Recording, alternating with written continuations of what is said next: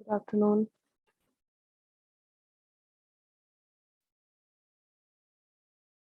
Good afternoon, ma'am. Start करते हैं बच्चे अपना फोर्थ यूनिट का रिवीजन। 3 यूनिट हो चुकी हैं, उनके क्वेश्चंस बता दिए थे। आज फोर्थ यूनिट स्टार्ट करते हैं। फोर्थ यूनिट की अगर बात करें सिलेबस के अकॉर्डिंग,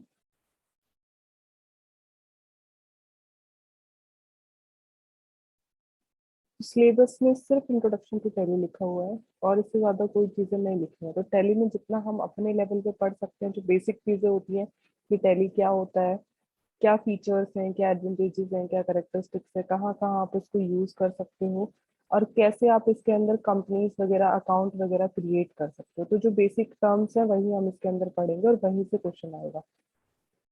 तो स्टार्ट करते हैं, जितना आज होएगा उतना आज करेंगे, बाकी आज कल करेंगे हम लोग। तो टैली क्या है, जैसे मैंने अभी बताया था कि अकाउंट्स वगैरह बनाने, कंपनी बनानी है, तो एक अकाउंटिंग सॉफ्टवेयर है जो डेवलप किया था टैली सॉल्यूशन लिमिटेड कंपनी ने।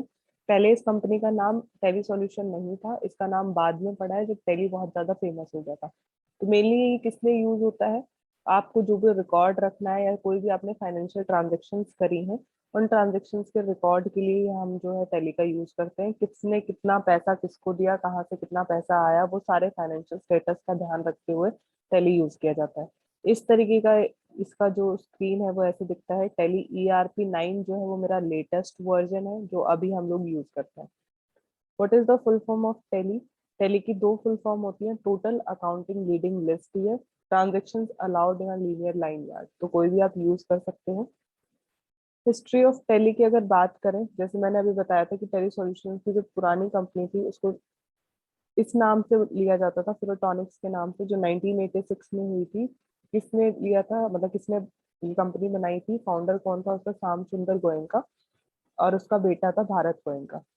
तो 1991 में एक्चुअली उसके बेटे ने उसको ज्वाइन करा था। इनिशियली जब 1986 में कंपनी बनी थी तो सिर्फ श्याम सुंदर गोयनका ने ही उस कंपनी को स्टेब्लिश करा था। उसके बाद वो जो कंपनी चला रहा था, मतलब ये कोई सॉफ्टवेयर कंपनी नहीं है, ये जो कंपनी थी ये रॉ मटेरियल्स की कंपनी थी, जहां से जो भी माल आता था, मशीन्स के पार्ट्स वगैरह थे, वो अलग अलग इंडिया के साउथर्न और ईस्टर्न पार्ट में जो है वो उनको सप्लाई करता था। लेकिन उसको जो प्रॉब्लम हो रही थी, उसको प्रॉब्लम हो रही थी अकाउंट्स की। वो क्या करता था, क्योंकि पहले जो चीजें होती थी वो बही खाते टाइप्स की सब लोग रिटर्न में रखते थे, तो उसने एक बुक बना रखी थी अकाउंट्स की जिसके अंदर वो सारी चीजें मैनेज करता था, कब कहाँ किसको सप्लाई करी, कितने पैसे आए कितने गए। बट उसको उस चीज को मैनेज करने में बहुत प्रॉब्लम हो रही थी, तो उसने ये चीज अपने बेटे को बोली, जो 23 ईयर ओल्ड था उस टाइम पे, मैथ्स ग्रेजुएट था। तो उसने जो है ये जो सॉफ्टवेयर है उसको क्रिएट करा था, ताकि सारे फाइनेंशियल अकाउंट्स को इजीली हैंडल करा जा सके।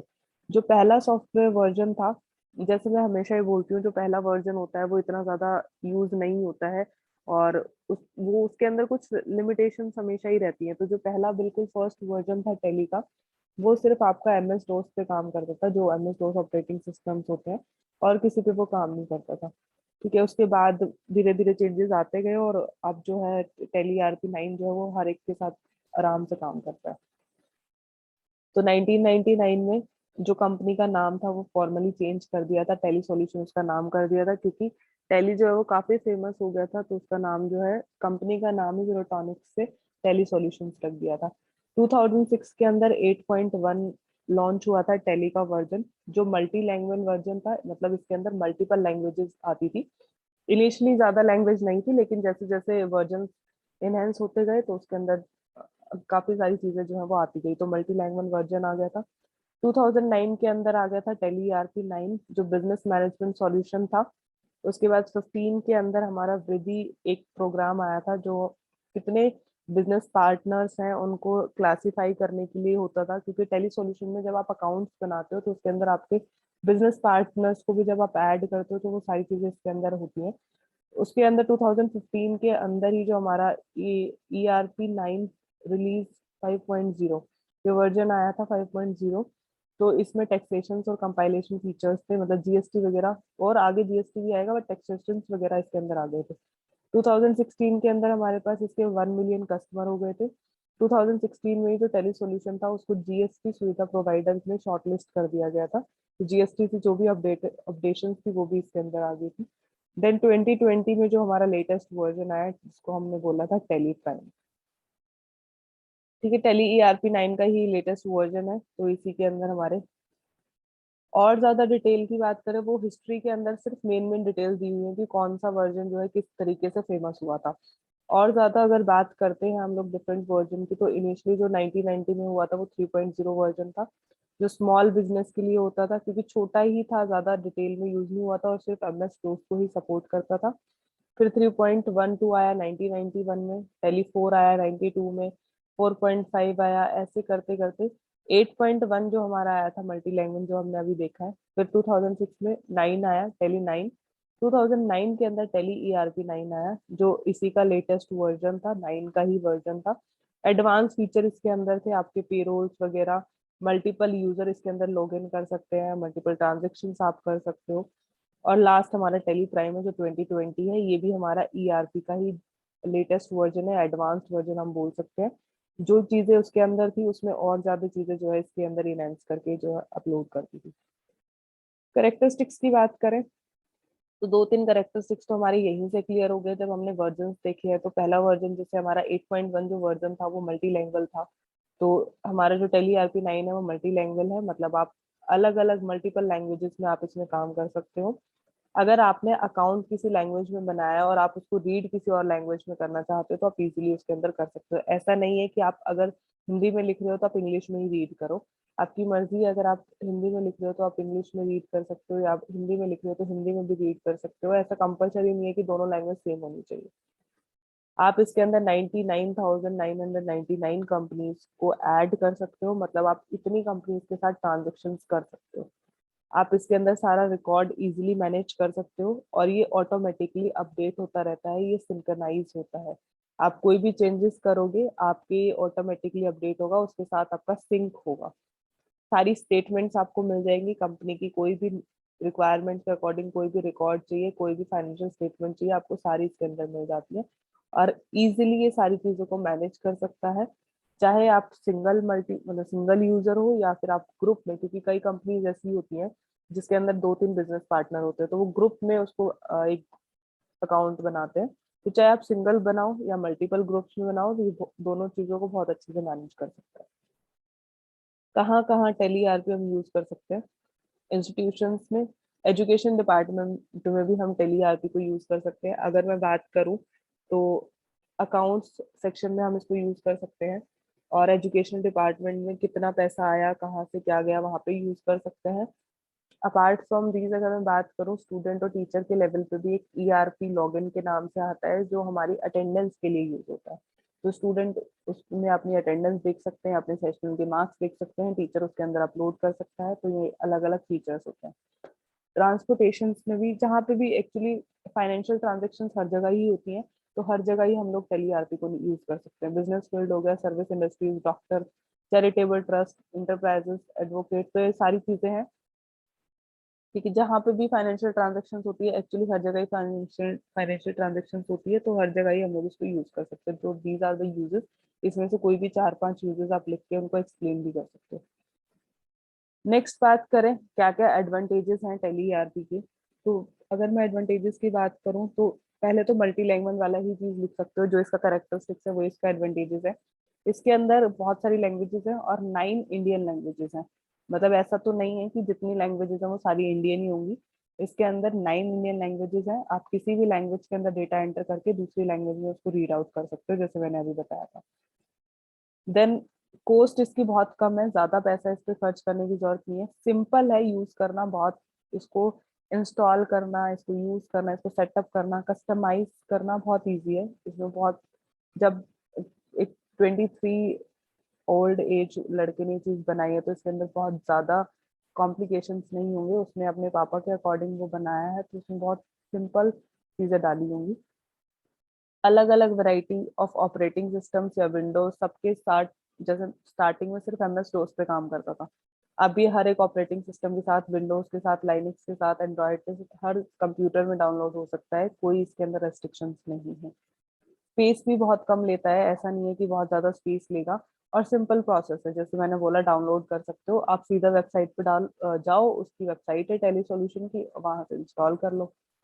बैकअप एंड रिकवरी है, अगर किसी भी रीजन की वजह से आपका मतलब कंप्यूटर खराब हो जाता है तो आपको लगेगा आपका सारा डेटा चला गया, तो टेली पे जितना डेटा आपने इंस्टॉल करा है, जो अपलोड करा है, वो सारा डेटा वहाँ पे अवेलेबल होगा।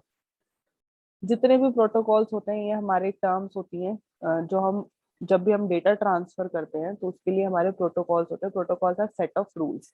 जितने भी प्रोटोकॉल्स होते हैं वो सारे इसके अंदर सपोर्टेड होते हैं। कोई भी फाइल कहीं से भी ट्रांसफर करो, इसके अंदर कोई प्रॉब्लम नहीं आती। इजी है, हर एक मोबाइल ऐप के साथ भी, जैसे हर एक कंप्यूटर के साथ इजीली काम कर सकता है, ऐसे ही हर एक मोबाइल ऐप के साथ भी इजीली काम कर सकता है। इसकी जो ऐप है, जैसे ये बिज एनालिस्ट, ये इसकी ऐप है जो टेली आरपी के उससे यूज कर सकते हो, जो सारे टेली आरपी के फीचर्स प्रोवाइड करता है। How to buy Tally ERP 9, कैसे आप बाय करोगे, मैंने अभी बताया। ये इसकी कंपनी का लिंक है telisolutions.com। यहाँ पे जाओ, यहाँ पे बाय नाउ का ऑप्शन होता है।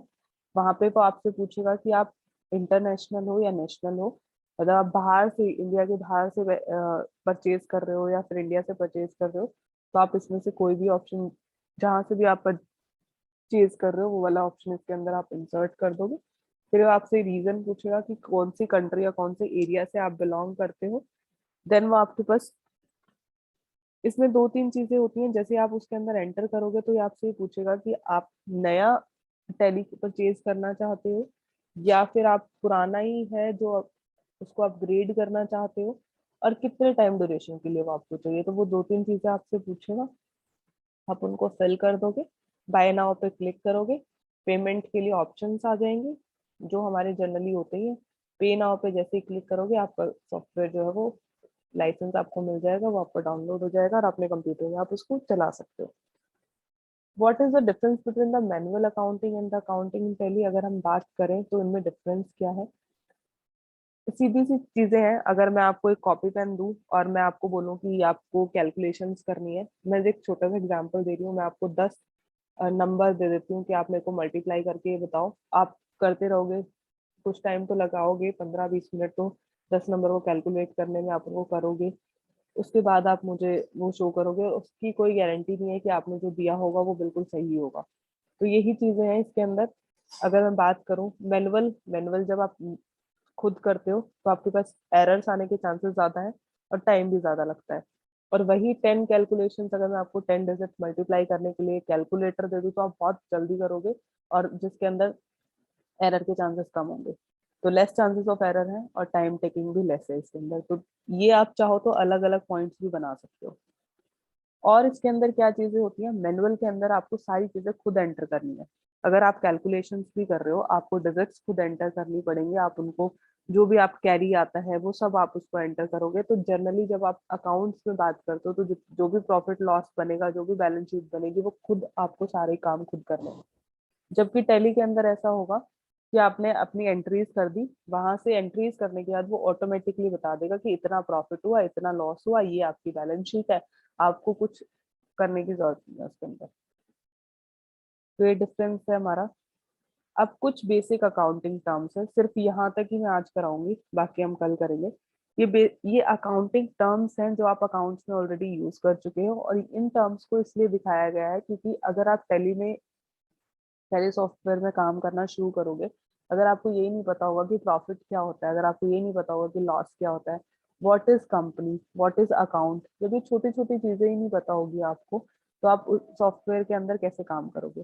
तो ऐसी बहुत बेसिक बेसिक से टर्म्स है, नाम से भी क्लियर है, तुम्हें पता है प्रॉफिट क्या होता है, लॉस क्या होता है, डिस्काउंट क्या होता है, अकाउंट क्या होते हैं। ठीक है, वही सारी चीजें इसके अंदर बेसिक बेसिक टर्म्स दी हुई है। तो इसमें सबसे पहले तो बुक कीपिंग दिया हुआ है। What is book keeping, book keeping जो आप ट्रांजेक्शन्स करते हो और आप बुक्स के अंदर जो रखते हो, दैट इज बुक कीपिंग। ठीक है, अकाउंटिंग की क्या रिक्वायरमेंट है, why accounting is required. Account इसलिए जरूरत है क्योंकि हमें जो भी पैसा आता है, वो जो भी पैसा जाता है, तो उससे हम क्लियरली हिसाब किताब रख सकते हैं। तो हमें कैपिटल की नॉलेज होती है, बाइंग एंड सेलिंग की नॉलेज होती है, डेप्टर्स एंड क्रेडिटर्स की नॉलेज होती है, financial position of the business, profit and the loss knowledge. तो जितना हम अपने बिजनेस से काम कर सकते हो सारा अकाउंट्स के बेसिस पे ही करा जाता है, ये सारी इन्फॉर्मेशन हमें अकाउंट से ही मिलती है।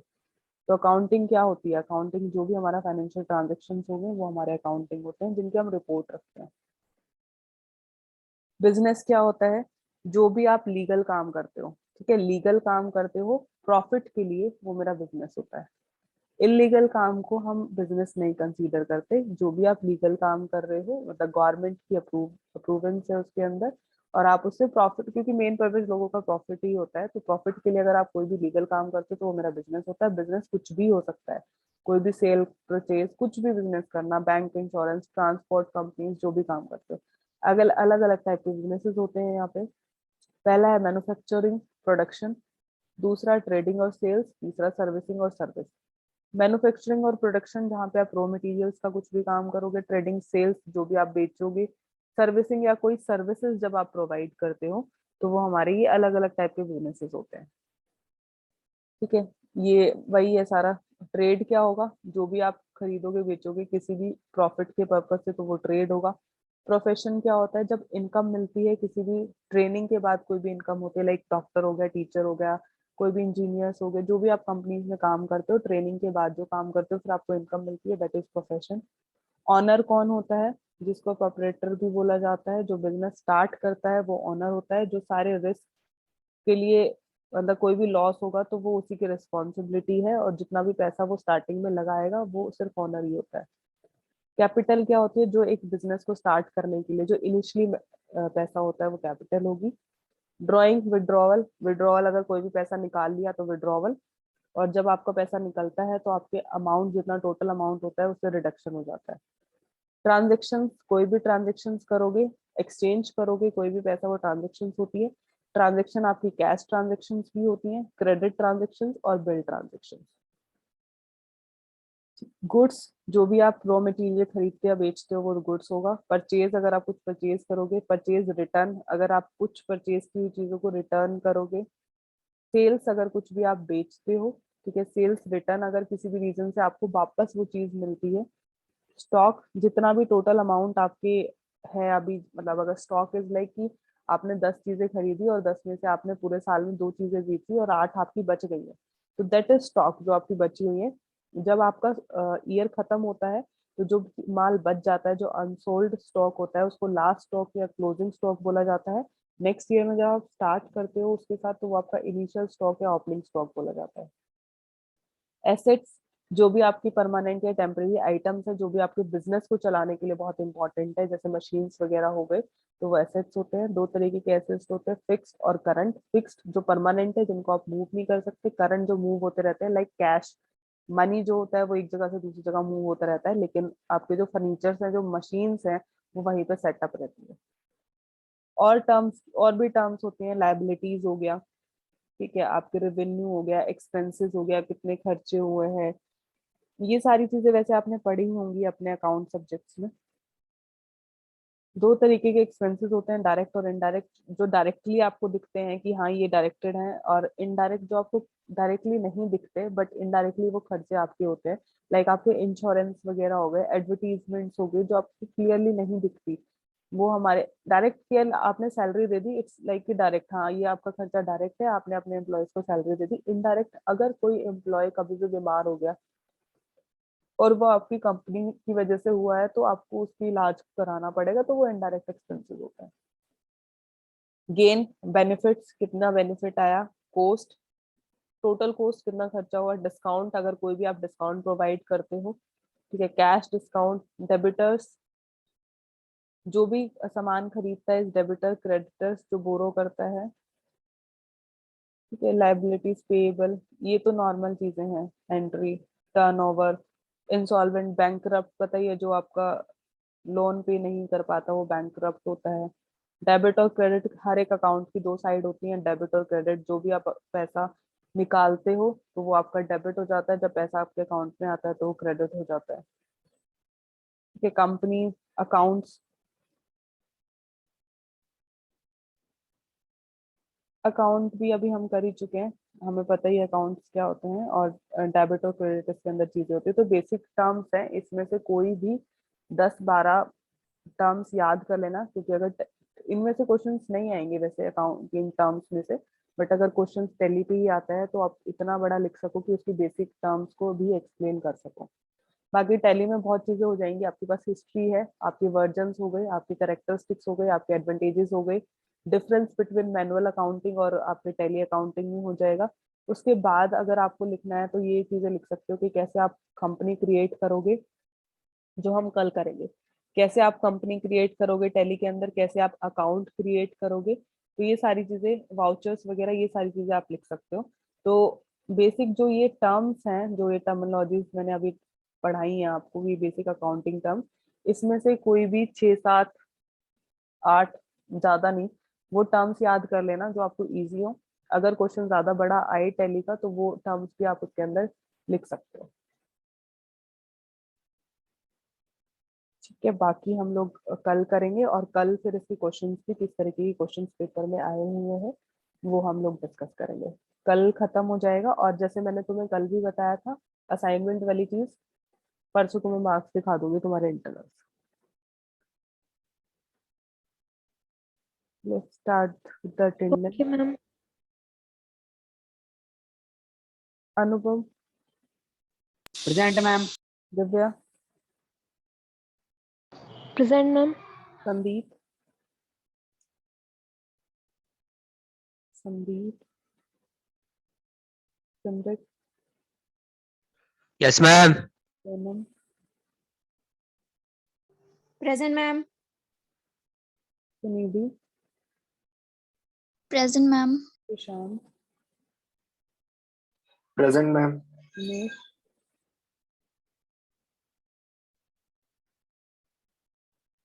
माइक अनम्यूट नहीं हो रहा। अच्छा ठीक है, कोई बात नहीं संदीप, मैं मार्क कर दूंगी तुम्हारे अटेंडेंस। ठीक है, चलो फिर कल मिलते हैं, और किसी को कोई डाउट हो तो कल पूछ लेना, नहीं तो फिर एक एक्स्ट्रा क्लास और ले लेंगे, डाउट क्लास। मुझे लगता नहीं वैसे तुम्हें कोई डाउट होगा। बाकी अगर तुम्हें क्लास में नहीं पूछना और कभी और डाउट हो तो मेरे को कॉल या मैसेज कर लेना। ओके बेटा, bye bye. Okay ma'am, thank you. Okay.